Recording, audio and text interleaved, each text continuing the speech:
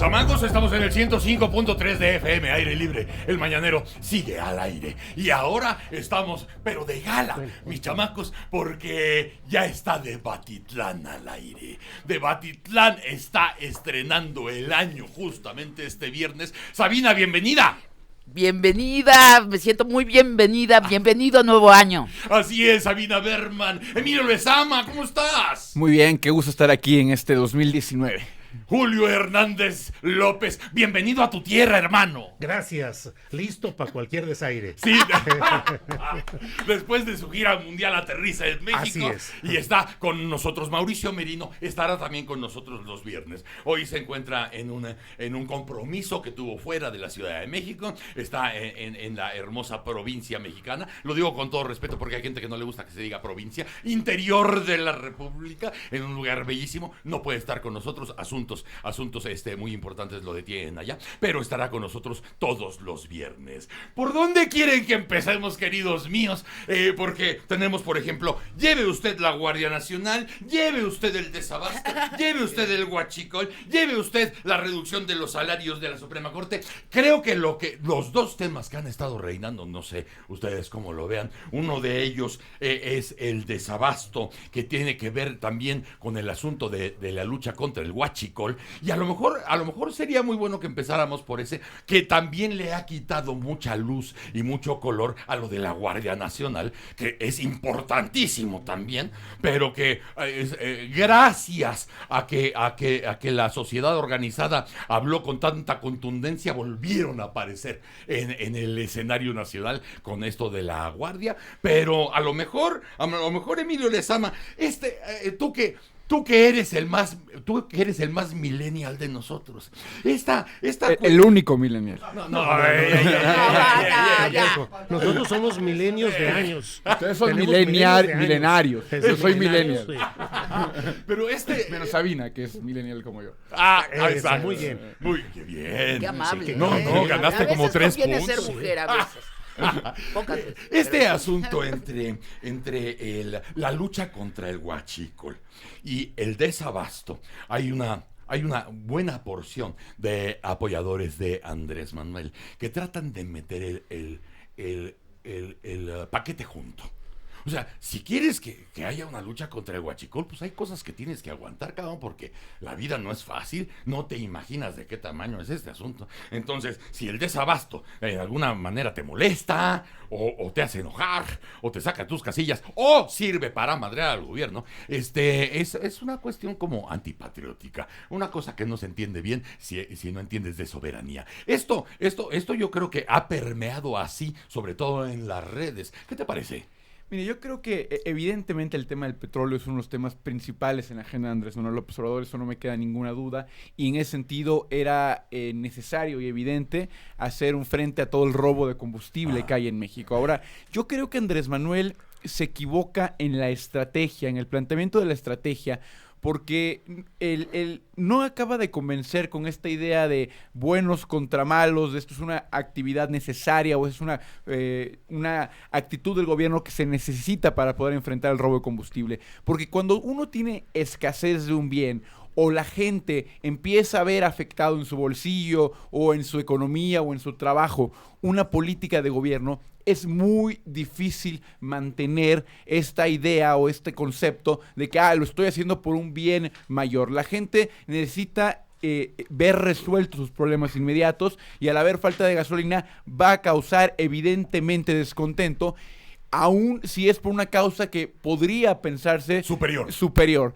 Cuando la gente está directamente afectada es muy difícil ver esa causa. Yo creo que Andrés Manuel no previó bien este elemento. La ideología muere cuando los bolsillos se afectan, cuando las economías se afectan. Entonces el planteamiento del problema de Andrés Manuel, el planteamiento fue me parece equívoco. Que la razón de fondo pueda tener una justificación. Porque no la sabemos todavía. No lo sabemos. Bueno, sería plausible pensar que sí, deseable pensar que sí, pero no puedes pedirle a la gente que luche por un bien mayor cuando está afectando su economía. Y creo que ese es el problema de esta estrategia de Andrés Manuel. No la previó para poder garantizar de alguna forma el abasto, al menos de la Ciudad de México, que es donde más crítica se ejerce y más presión se va a ejercer. Y bueno, hoy no sabemos si lo que decide hoy Andrés Manuel de abrir ya uno de los ductos lo hace por presión justamente de la ciudadanía o porque ya se resolvió el problema. Ojalá. Me cuesta trabajo pensar que se resolvió el problema en 2-3 días, ¿no? Pero algo había que hacer y estábamos esperando que hoy viernes algo se anunciara para paliar más o menos el fin de semana, que no va a ser fácil. Entre otras observadores y observadoras de las redes sociales, Sabina Berman ha estado observando con mucha sagacidad estas fuerzas vivas, unidas alrededor de Andrés Manuel, que no deja de ser una buena noticia, pero también un gran riesgo, porque los resultados pues también juegan, Sabina. Sí, bueno, yo creo que hay que tener una perspectiva histórica. Ajá.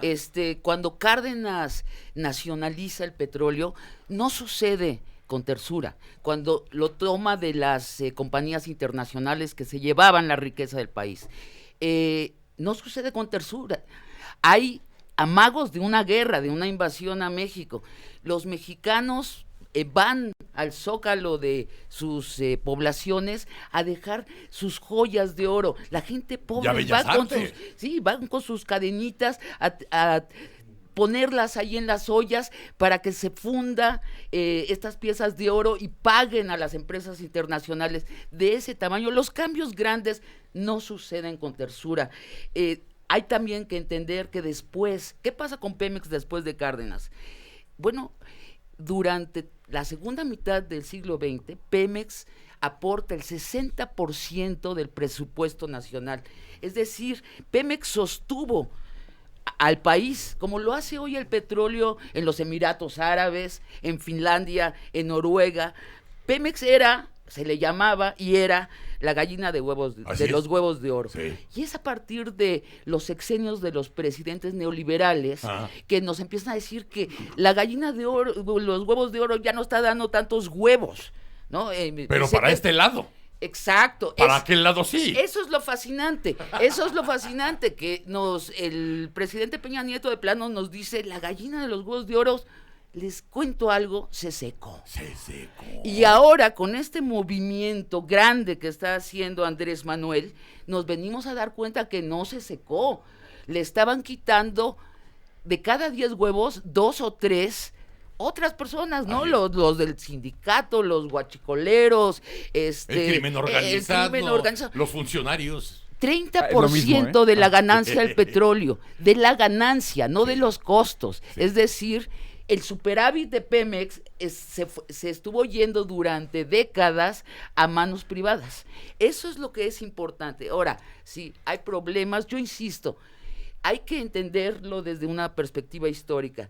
Ojalá se resuelvan pronto los inconvenientes de este gran movimiento histórico. Ojalá no se compliquen, porque si se alargan, se va a convertir en un desabasto de comida, se van a cerrar fábricas, pueden surgir actos de terrorismo. Ojalá se deben de resolver pronto. Y entonces vamos a estar todos muy contentos porque vamos a tener una gallina de huevos de oro de nuevo en Pemex, que esa es la gran sorpresa histórica, me parece. Y desde luego, Julio, nadie podemos estar en contra de esta lucha contra el huachicol y acabar con ese esperpento de muchas cabezas. Nadie puede estar en contra de eso.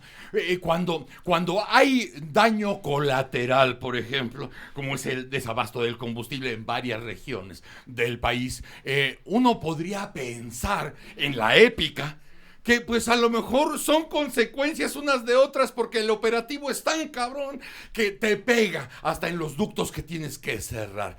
Pero todavía no sabemos si se debe, aparte de la épica y del esfuerzo, o si de una pifia burocrática. O sea, hasta dónde tiene que ser el apoyo irrestricto de todos los que, sí, afortunadamente están apoyando a Andrés Manuel. Es algo insólito, inédito en México que haya tanto apoyo. ¿Hasta dónde deberá llegar ese apoyo? Hasta a pesar de alguna errata cometida como para causar este asunto de los combustibles.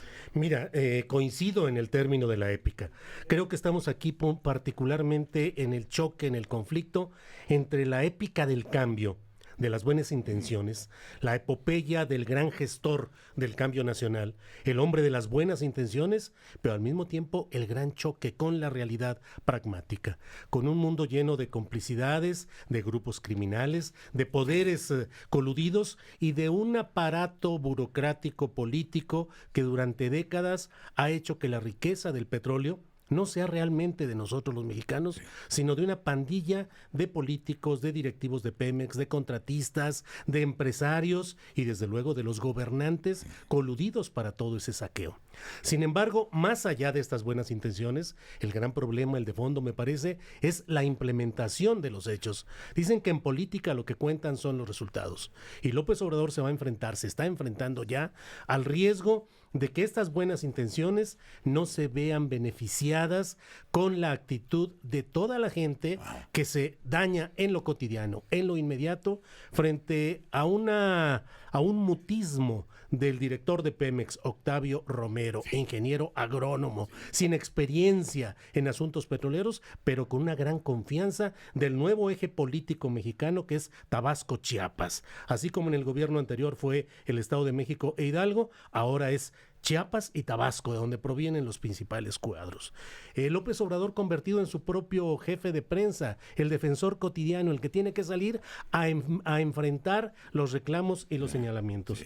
No olvidemos el gasolinazo del inicio de 2017, que llevó a momentos que parecieron prerevolucionarios, incluso peligrosos. Asalto a la casa, al Palacio de Gobierno en Nuevo León, en Baja California, en Sonora, grupos enardecidos por el aumento de la gasolina. Veamos el propio panorama internacional, la Francia mítica, con los Gillette Jones convertidos en masas que están destrozando el mobiliario urbano, prendiendo barricadas en las calles de París para protestar contra todo esto, allá sobre todo por el segmento rural, el segmento más desfavorecido, frente a los privilegios de otros que no sienten el gran reclamo por cambios económicos de este tipo. Creo que ahí va el conflicto entre la epopeya anunciada y la realidad, que diría algún clásico, bienvenidos a la realidad. Y un punto que tocas y que desde luego lo estamos viendo nosotros todos los días,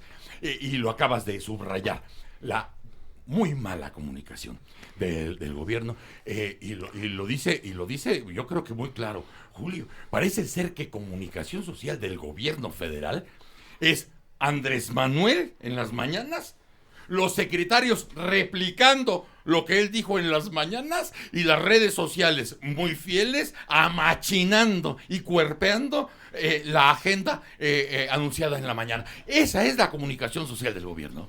Yo creo que hay dos problemas fundamentales. Uno es un problema evidente de comunicación que tiene que ver con que Andrés Manuel regresa a su paradigma de comunicación previo al de la campaña del año pasado. Es decir, Andrés Manuel siempre fue un luchador único y solo, y a raíz de eso todo mundo tenía que cuadrarse con él. En la última campaña hizo algo muy interesante.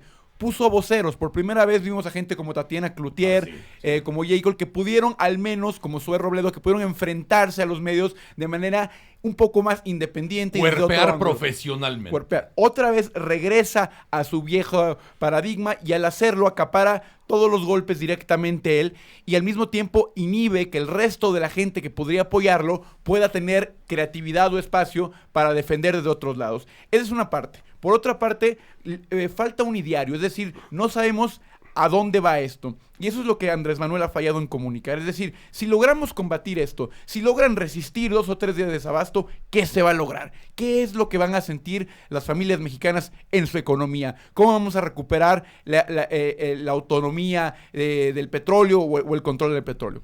Y por otra parte, hay una cosa que no se ha mencionado y que creo que es muy importante, y ahí difiere un poco con Sabina en lo de los huevos de oro, esto es una probadita de el empecinamiento de Andrés Manuel con el petróleo. Es decir, mientras que en muchos países del mundo se está hablando de energías renovables, de transformar los sistemas de energía por energías más limpias, en México se insiste con el petróleo, que como bien dijo Sabina, era la idea principal del cardenismo. Es decir, estamos retrocediendo muchas décadas para plantear un país en torno a un recurso que sigue teniendo algún valor, pero que era la base del país hace 60, 70 años. Hoy en día tenemos que empezar a pensar en qué va a pasar cuando los precios del petróleo vuelvan a caer, cuando el petróleo deje de haber tanto petróleo en México, sea demasiado caro sacarlo. Entonces, yo creo que una de las grandes fallas de Andrés Manuel es no estar hablando también de energías limpias y de medios alternos para poder garantizar la seguridad energética de México. Y volvemos ahí, Sabina, a la épica, porque de alguna manera, mucha de la razón está de tu lado, pero también existe esta parte dentro de Andrés Manuel que tira mucho a lo histórico, y el huachicol no es un problema menor. El huachicol es una gran punta escandalosa del negocio, de los negocios abiertos del petróleo. Y la figura de Lázaro Cárdenas en el 38, recuperando el petróleo para México, pues debe ser una imagen que inspira las intenciones de Andrés Manuel. O sea, este tipo de tentaciones tienen que ver también con el proyecto del Estado, ¿no? Claro, pero además, sí, hay que trabajar también en la creación de energías limpias, renovables, pero eso no implica que les vamos a regalar a los ladrones la riqueza del petróleo. La riqueza del petróleo real está evaluada. Pero entonces no hay punto final. No, se tiene que No hacer puede ambas. haber. No, ese es otro tema. Es otro tema que ojalá entremos a él. ¿Necesitamos culpables en la cárcel o no necesitamos culpables en la cárcel? Por lo pronto el señor Romero de Champs ya está amparado.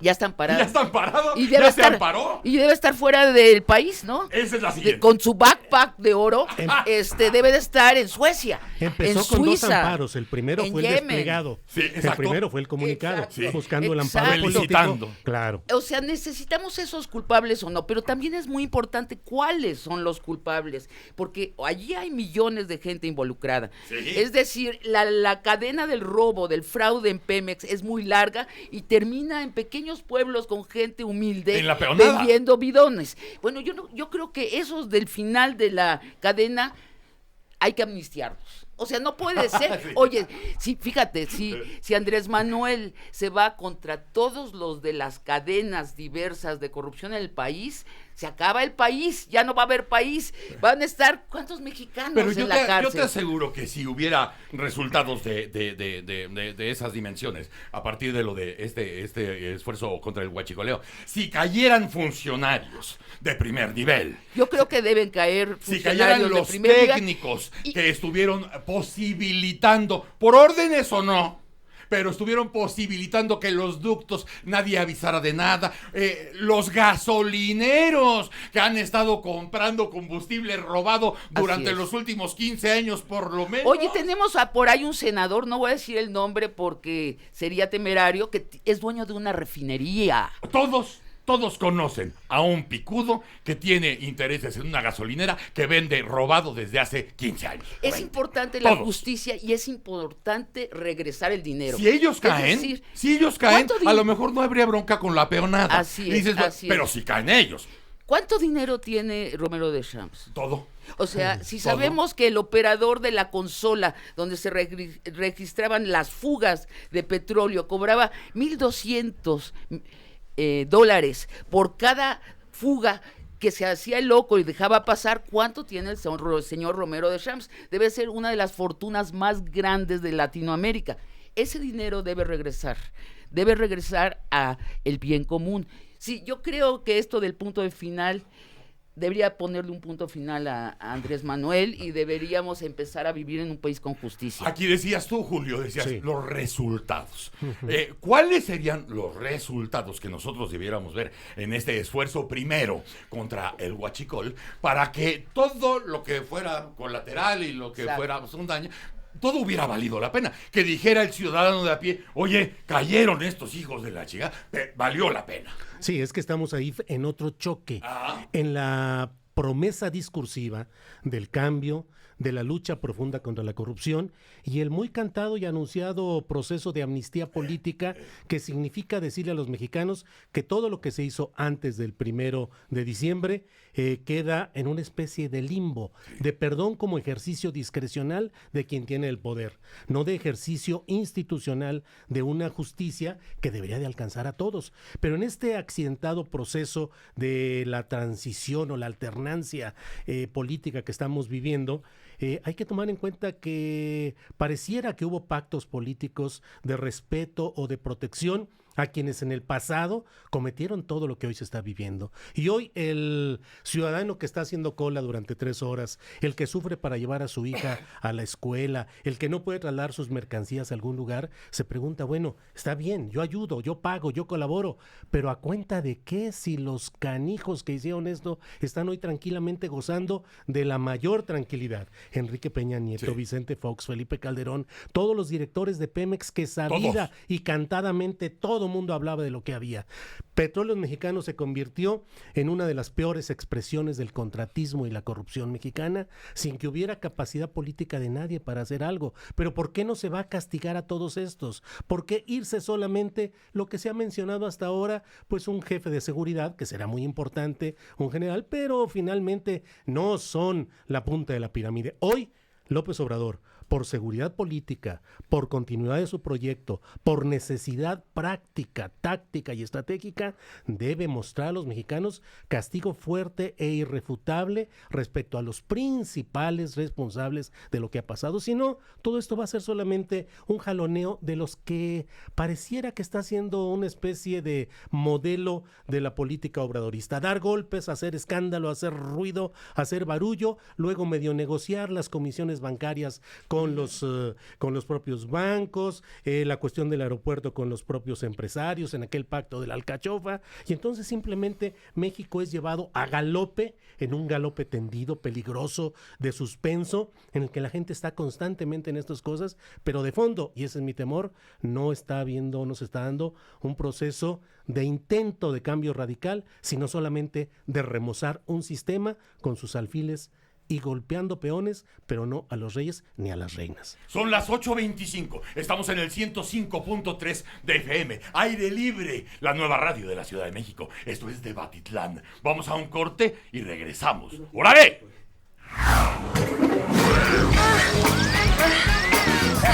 El Mañanero, en Aire Libre. Regresamos.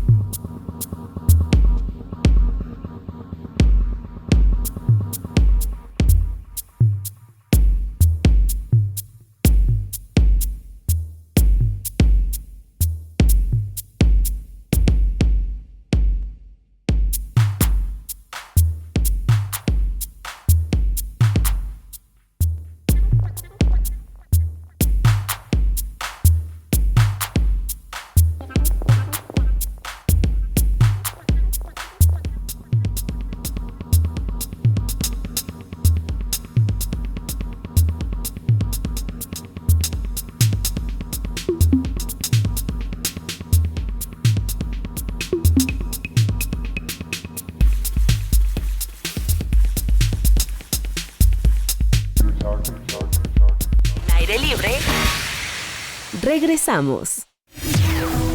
Debatitlán por aire libre.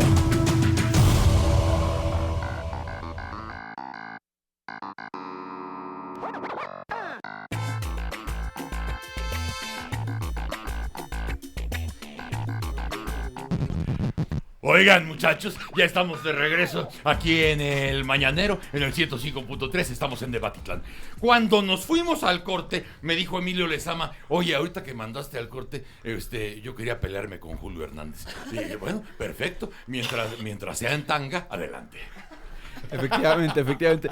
No, decía Julio que él quería ver a las grandes cabezas caer y que quería acabar, digamos, con la impunidad de los altos mandos en el gobierno con respecto al tema del robo de gasolina en México. Y me parece que es una parte importante, pero me parece que esa es la parte menos desatendida en México. Es decir, hemos visto a lo largo de varios sexenios que justamente las estrategias para aparentar acabar con un grupo criminal o con corrupción es encarcelar a algunas de las cabecillas. Lo vimos con el Bester Gordillo, Julio recordará mejor que yo lo de la quina. Duro y dale. Son puras Pues sí. broncas. Es discriminación por edad. Asume tu edad, hermano. No, al revés, más sapiense por edad. Dinosaurio milenario. Ahora te vamos a llamar el prepuber. Prepuso yo así me. Bueno, ya aquí se está poniendo muy violento. No, a mí me parece que en el fondo esa es la estrategia no solamente favorecida en México, sino por el modelo estadounidense de lucha contra el crimen organizado. Es decir, vamos contra las cabecillas del narco y con ello vamos a acabar con el narco. En el caso del narcotráfico hemos visto que no ha funcionado. Nunca. Y yo lo que creo es que el huachicoleo, el robo de gasolina, estamos ante una institución de crimen organizado. Es decir, muchas veces pensamos en crimen organizado con cosas como las drogas, ¿no?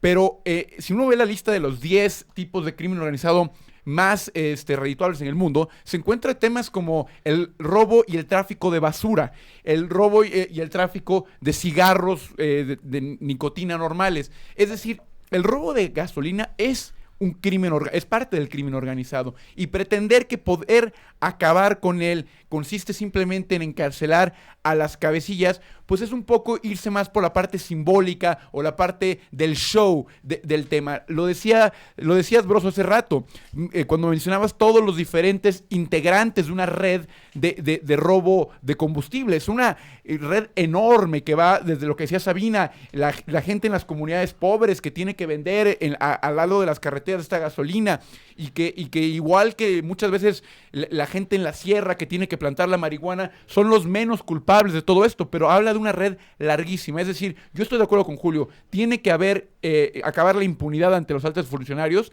pero si queremos una estrategia seria para realmente acabar con un tema de crimen organizado que es el huachicoleo, se tiene que plantear una estrategia que sea amplia y global y que ataque temas financieros, que ataque temas de pobreza en comunidades. O sea, es mucho más amplio, es atacar a un grupo de crimen organizado, y así como se debe de plantear una estrategia integral para atacar el crimen del narcotráfico, también el del huachicoleo. Pero mira, creo que has hecho una gran aportación. Lo que dice Emilio Sabina, y que podría ser un buen principio, en el caso del huachicoleo, lo que estamos viviendo ahora, ¿cómo haces para cerrar sistemáticamente la posibilidad institucional que dentro de las mismas instituciones nos estemos picando los ojos y nos estemos robando, aunque sabes que hay un crimen organizado por fuera, pero que ya no pudiera vulnerar la parte institucional para que ellos sepan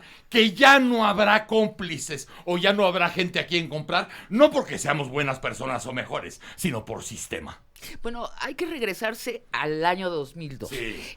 Fox tiene la lista de la gente corrupta de Pemex y quiere cobrar venganza o hacer justicia en lo que llamamos el Pemex Gate. Que Pemex sostuvo la campaña del candidato priista del 2000. 1,000 millones de esos entonces. Así es. Y tiene todos los pelos de la burra en la mano, tiene todos los expedientes de ellos. ¿Qué hace?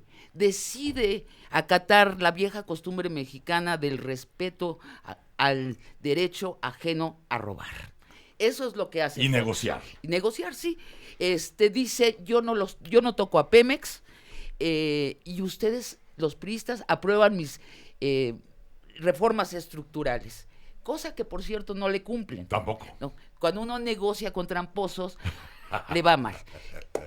Desde entonces se sigue aplicando esto, el respeto al derecho a robar de los otros políticos, de los otros poderes. Sí. Eso es lo que hay que romper. Yo creo que la clave es la palabra global. No tiene que ser unidireccional las estrategias, tiene que ser lo que dice Emilio, ver el lado institucional, pero también hay que capturar a las grandes cabezas e insisto, que regresen el dinero, que no será poco, no será poco el dinero que se han llevado.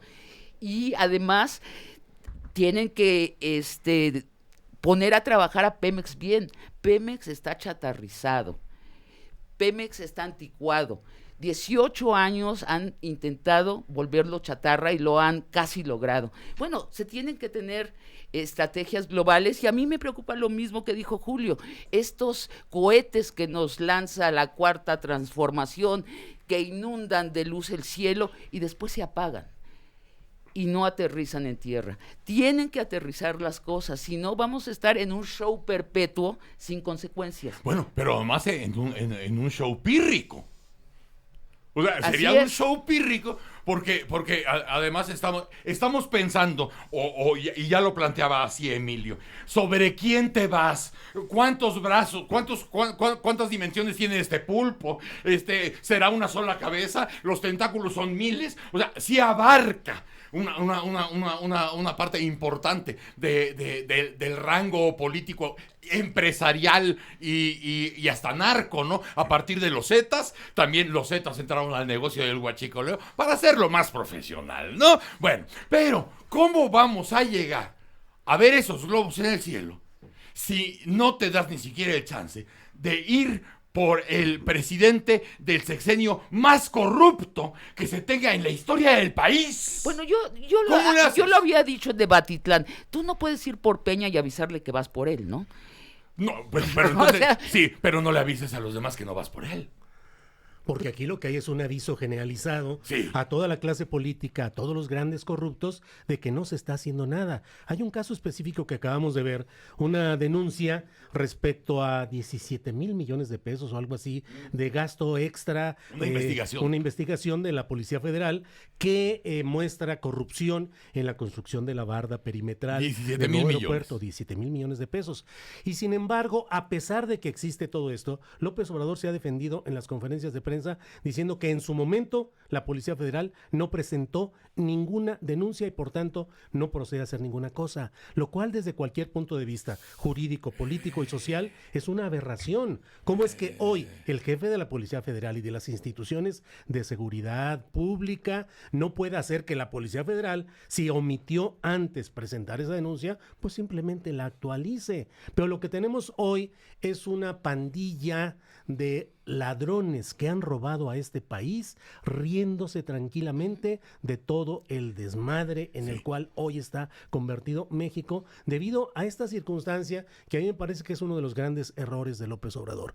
La amnistía a corruptos es una forma de fomentar la complicidad entre políticos y fomentar una cultura popular de entender que finalmente no pasa nada. Hagas lo que hagas, no pasa nada. En ese sentido, y aludiendo a los señalamientos de Emilio, sí. Yo creo que finalmente no proclamo yo, y jamás lo dije, una construcción escenográfica de apariencias de castigo. Lo hubo con Jorge Díaz Serrano en Petróleos Mexicanos hace mucho tiempo. Ernesto Zedillo persiguió a Raúl Salinas de Gortari, que luego resultó exonerado y le regresaron hasta con intereses todo lo que le habían retenido. O sea, estamos llenos de esos ejemplos. La Quina, desde luego, el Bester Gordillo y otros ejemplos. No, aquí estamos hablando de que si las cosas van en serio, tiene que mostrarse al pueblo mexicano que hay un verdadero ánimo de justicia institucional, no persecución, no venganza, y que no depende del ánimo personal de López Obrador perdonar o no a alguien, que este es un país profundamente agraviado. Yo escribí el año pasado un libro que se llamó Encabronados. Sí, la gente está encabronada de todo lo que está pasando. El bono democrático de López Obrador hoy está extendiéndose, pero peligrosamente, porque la gente comienza a preguntarse si la estrategia fue correcta, si se preparó todo, si realmente están los buques petroleros hoy esperando en Veracruz porque no pueden descargar, y eso cuesta $30,000 diarios la estancia de cada buque esperando a que haya un restablecimiento de la realidad. Sí, como en la expropiación petrolera, frente a un proyecto importante, el pueblo puede volcar su solidaridad hacia ese proyecto. Pero si lo que se ven son errores, ocurrencias, desinformación, elusión de compromisos, López Obrador en cada conferencia dice: no doy fecha de cuándo podrá terminar esto porque no quiero correr un riesgo de imprecisión. La gente lo que quiere es saber, bueno, ¿esto va a durar una semana, 3 días, 4 días, un mes? ¿Qué va a suceder con todo esto? Y el riesgo mayor de inflación, de desabasto de productos, de víveres y otro tipo de mercancías, tanto de manera natural como desde luego inducida por los propios adversarios de López Obrador, que desde luego que están frotándose las manos, induciendo más una reacción negativa hacia estos proyectos. Y por cuestión de tiempos, efectos, efectos y distancias. Hay cosas que son como anticlimáticas. Por ejemplo, el aeropuerto. Adiós Texcoco por la corrupción que había ahí. Sí. De pronto, cuando sale esta investigación de la Policía Federal, donde hallaron y calcularon 17,000 millones de varos que se chingaron, no es importante. No es importante y como que es papel al archivo. Yo creo... Al archivo. Eso también es anticlimático. Como ahora, si después de lo que hemos visto a partir de las escenas del desabasto y la lucha contra el huachicol, no pasará nada. Es anticlimático. Ese es el tema que frustra un poco a Andrés Manuel, su insistencia en lo simbólico. Voy a cancelar el aeropuerto, voy a acabar con el huachicoleo y sin embargo en el fondo no hemos visto por lo que fue electo hasta el momento. 2 cosas fueron principalmente importantes para su elección. Una es la corrupción y la demanda que hay de la ciudadanía mexicana por acabar con la corrupción, sobre todo en altos mandos, y eso no pasó en Texcoco, simplemente fue la parte simbólica de acabar con el aeropuerto, que creo que era lo menos importante de todo. ¿Qué es lo que eligió el pueblo bueno? No fue una decisión de él. Claro, fue del pueblo bueno. Así es como se salvaguarda todo, ¿no? Pero, y nuevamente con el huachicoleo es lo que a mí me preocupa, la falta de una estrategia real y contundente, e irse otra vez por símbolos, por buscar estas formas. Si uno se pone a revisar, y este es el otro tema interesante, es no solamente era la corrupción, sino acabar con la violencia en el país. Y una de las cosas que había propuesto para acabar con la violencia era la desmilitarización del país, que había empezado con Felipe Calderón. Y que de pronto cuando él se enfrenta a la realidad de gobernar, decide que no solamente va a continuar, sino va a exasperar. Y uno de los temas que justamente donde más se ve esto reflejado es justamente en el tema del huachicoleo. ¿Cuál es una de las primeras reacciones al robo de combustible que encuentra Andrés Manuel? Militarizar muchas de las refinerías, es decir, utilizar al ejército nuevamente para proteger la seguridad de lo que él considera para eso, para la Guardia Nacional y para construir departamentos en Santa Fe. Sí, claro.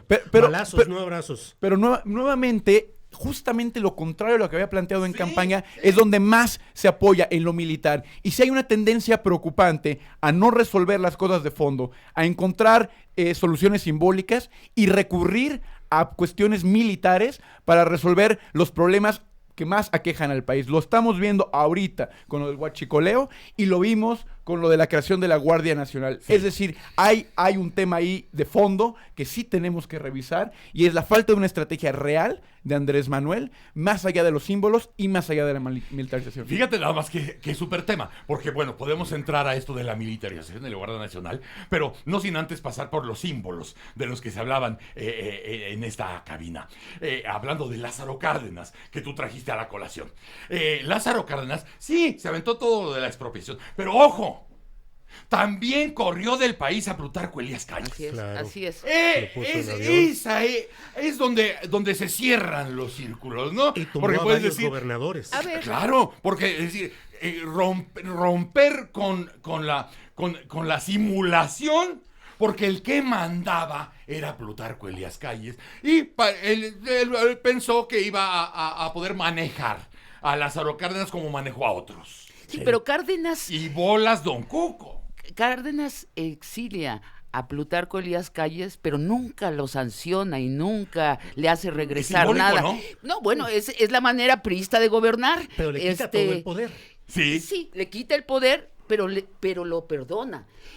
Es que hay que escuchar con cuidado a Andrés Manuel. Él en campaña nos dijo que iba a Que exilie perdonar. a Peña, a Calderón y a Fox. Y yo creo que es su parte En un priista. avión, los tres. En un avión. Bueno, creo que es Se van con el avión su presidencial. parte remate. priista de gobernar, pero yo sospecho que él no la piensa así. Él la piensa como su parte cristiana de gobernar.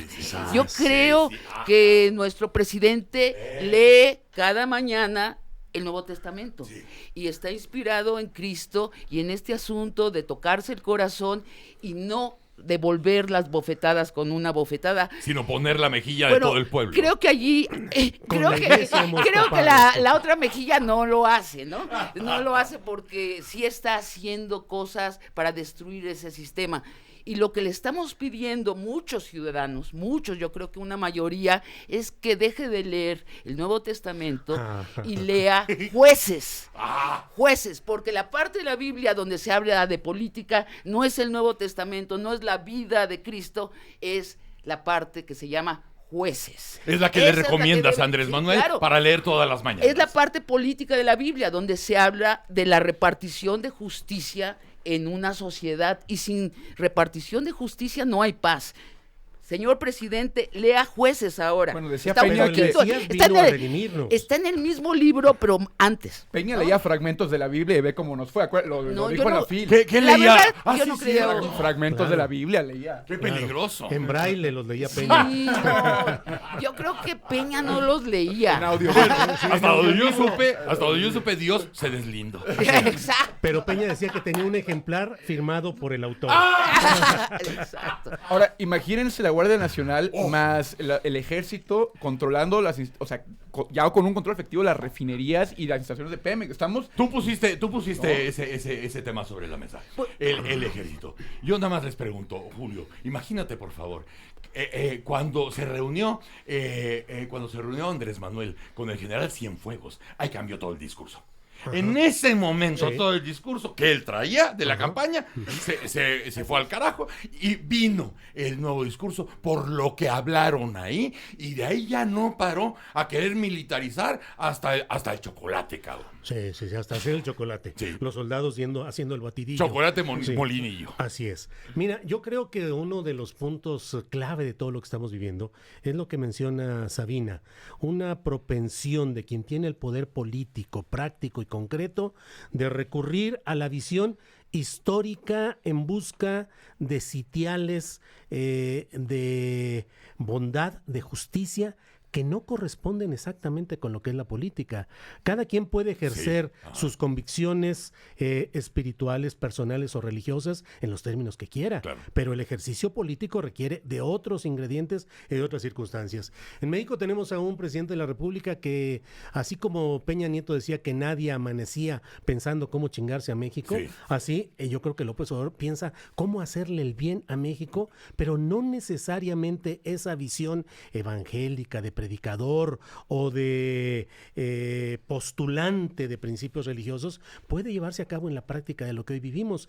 Los seguidores de la Cuarta Transformación se enojan mucho cuando recordamos el tema de Francisco I. Madero, pero Francisco I. Madero era un buen hombre, espiritista, vegetariano, practicante de la medicina alternativa. Hablaba que recorría- con Benito Juárez cada mañana, Claro, pues, claro. por Le medio de la recibía el Ouija. dictado. ¿no? Y en ese sentido, lo que vivimos en una revolución, pues fue finalmente un fracaso y fue el que se entronizaran los grupos políticos al acecho, los prácticos, los concretos, los malvados, los que no leen el Testamento ni el Antiguo ni el Nuevo. Hoy ese es el riesgo que tenemos en México. Y en ese esquema, el giro que ha dado López Obrador para militarizar al país, a mí me parece absolutamente reprobable, peligroso, está exacerbando el ánimo político de los segmentos militares y marinos. Hoy el ejército está teniendo el mayor control del país que hayan soñado ni siquiera Felipe Calderón ni Enrique Peña. Están desplegados en todo el país. Va a haber demarcaciones que son 260, algo así, casi corresponden con los distritos electorales, en las cuales van a manejarlo jefes militares que van a tener la posibilidad de que los soldados y los marinos puedan detener a cualquiera en la calle hoy o mañana acusados de cualquier delito menor. Eso es absolutamente aberrante. La Agencia de Seguridad Nacional, que antes fue el CISEN, a cargo del general Audomaro Martínez, de toda la confianza de López Obrador. ¿Cuál es el poder civil que tenemos con tanta presencia militar? 30 millones de votos depositados a favor de un civil que propulsa el cambio y que nos prometió siempre que habría un retorno paulatino de los militares a sus cuarteles, no ha sido suficiente. Y lo que tenemos hoy es la ecuación diferente. Tanto poder y tanto territorio ya ganado, que Tatiana Cloutier, a sorpresa de todo el morenismo y la gancitomanía, sorprende y dice: no podemos darle tanto a las Fuerzas Armadas porque ellos van a poder incidir en quién va a suceder al presidente en el 2024. Lo dice ayer. Todo mundo cercano a Andrés tiene que tragarse, ahora sí tienen que tragarse el pildorón, y le da la razón a toda la gente que, como tú lo sabes, Emilio, ha estado en las audiencias informativas, y ayer la sociedad civil le da un guantazo, un cachetadón al proyecto de militarizar la Guardia Nacional, que si llegan a cambiar la Constitución y hacer militar la Guardia Nacional, sería ya una traición de... Bueno, sería perder puntos a lo loco antes de que acabe el primer año del Congreso. Y sería un grave error histórico, además. La ventaja que tiene Tatiana al haber renunciado a su subsecretaría es que le permite este pequeño plano de autonomía que casi nadie tiene en el obradorismo, en esta cuarta transformación. Había una declaración en Tamaulipas hace una semana de Andrés Manuel que decía que él se encontraba con resistencias incluso en su equipo, pero que cuando él decía que algo va, es porque va.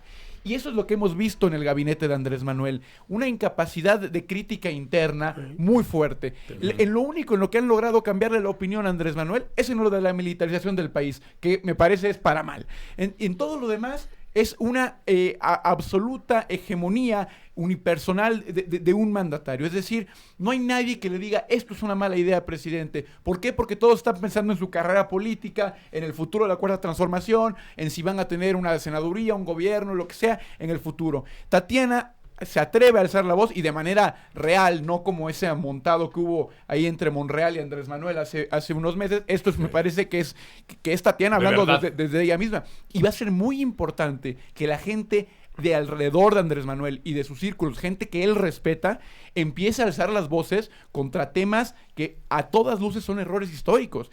Me parece que es un error muy grave, y creo que Tatiana le hace un beneficio a Andrés Manuel diciéndole: oye, no todos pensamos como tú, aunque hayamos votado por ti y aunque estemos de acuerdo en otras cosas. Eso va a ser fundamental para poder frenar a un Andrés Manuel que su método de gobierno es unipersonal. Y cuando tú tienes un método de gobierno unipersonal, tiendes a cometer más errores, porque los humanos cometemos muchos errores, y el hecho de poder tener maneras institucionales de dialogar o de construir política pública limita la posibilidad o filtra la cantidad de errores que salen. Andrés Manuel no tiene ese filtro porque él toma todas las decisiones, y el proceso institucional de toma de decisiones y política pública es él y él. ¿Qué pudo haber sabido? ¿De qué se pudo haber enterado Andrés Manuel como para hasta romper su propio mapa, su propia ruta? Porque evidentemente abrir las ventanas a esas posibilidades militares no solamente cambia tu historia, cambia el rumbo del país. Bueno, se enteró de lo mismo que Calderón se enteró en sus primeros 11 días de gobierno. Se enteró lo que le dijeron los generales del ejército, sea cierto o sea exagerado, porque está en el interés de los generales que el ejército tenga un gran poder. Se enteró de cómo opera el crimen organizado en el país, qué armas tiene, qué territorios abarcan, que es más de una tercera parte del país, y a Andrés Manuel le pareció necesario entonces desplegar el ejército de nuevo en el país, rompiendo su promesa de guardarlo en los cuarteles. De ir separando gradualmente. Ahora, hay una coherencia en todo el proyecto. Fundan la Guardia Nacional y después atacan al crimen organizado, donde de verdad les duele, en el robo de combustibles, que se está volviendo una de sus actividades principales. Yo me pregunto, ¿cómo se puede atacar al crimen organizado si no tienes fuerzas para atacarlo? Las policías mexicanas... Lo mismo que se preguntó cuando Felipe se le ocurrió. Exacto, Pues sí. claro, las policías en nuestro país están corrompidas. Decía Hertz Manero, que es el fundador de la policía moderna mexicana, que 9 de cada 10 policías están en la nómina del crimen organizado y que ese 1 de 10 que es limpio no lo conoció nunca.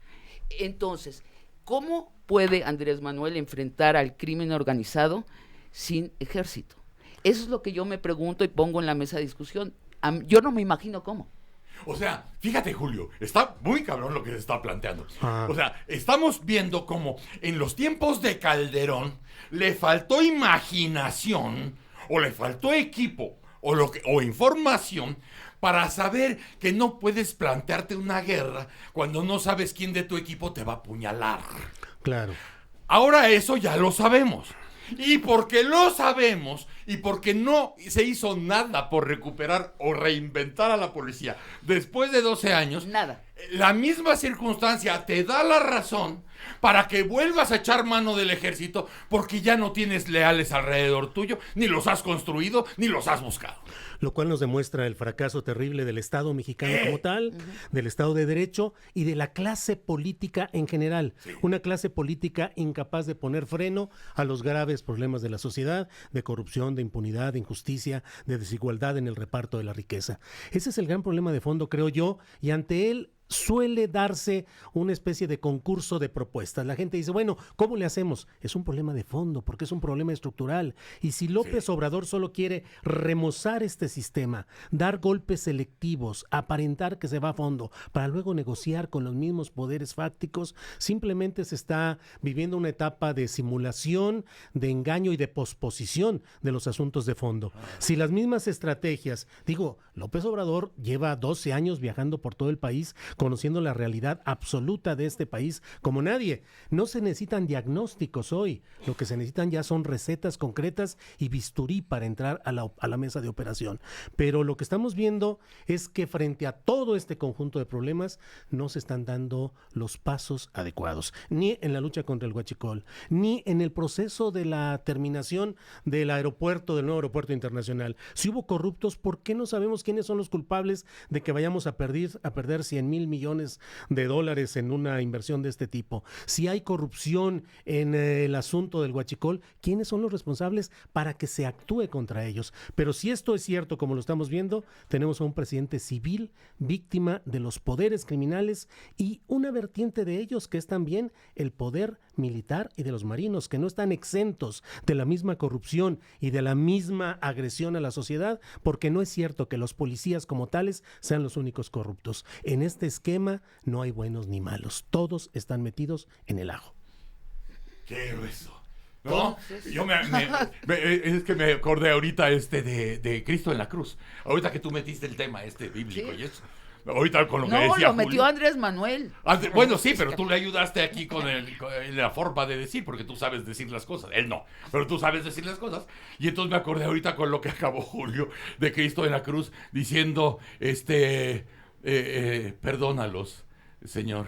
Y dice el Padre, ¿qué no saben lo que hacen? No, todos son unos hijos de la chingada. ¡Todos! Forrados de lo mismo. ¡Forrados de lo mismo! Ya ves, pero además que en la versión ya bíblica no pasa así. No. Por cosas de traducción. Sí. ¿Qué querías decir? Porque no quiero, como eres tan joven, sí. No quiero que te vayas con las ganas porque quién sabe qué diablura vayas a hacer. No, yo no creo que el tema de la militarización, o sea, se podía de un día para otro sacar al ejército en una situación como la que tiene México, pero lo que no nos presenta el proyecto de Andrés Manuel es cómo va a ser para a largo plazo desmilitarizar el país. Al revés, parece una militarización más que una desmilitarización. Yo creo que más que el problema de las fuerzas, Sabina, si uno se pone a ver, hace unos años había un estudio de que había alrededor de 60,000 personas en México que trabajan en narcotráfico y de forma armada.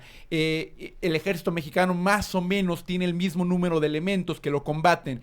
En un manual de guerrilla, de cómo combatir a la guerrilla, típicamente te piden que tengas 10-1. Es decir, México tendría que tener un ejército mucho más grande y una estrategia muy, muy poderosa para poder enfrentar en el término digamos, de humano, o sea, enfrentar militarmente a nuestro ejército con el narco. Yo creo que lo que se tiene que trabajar son temas de inteligencia y de institucionalidad, porque la institucionalidad permite que no importa qué institución, sea el ejército, sea la policía, donde siempre va a haber corrupción, puedas tú combatir la corrupción interna que haya de cualquier institución. Y la inteligencia permite encontrar estrategias plausibles y reales, que no es la confrontación armada, para poder acabar con un problema tan grande como el huachicoleo, como el narcotráfico, como muchos de los problemas que aquejan al país. Emilio Lezama, muchas gracias. Gracias a ti. Sabina Berman, muchas gracias. Qué gusto de verte. Encantada. Julio Hernández López, bienvenido nuevamente a tu tierra y Gracias. la mejor de las suertes para lo Gracias. que emprendes a partir del próximo lunes. Así es, muchas gracias y recordemos que mientras tanto 20 personas calcinadas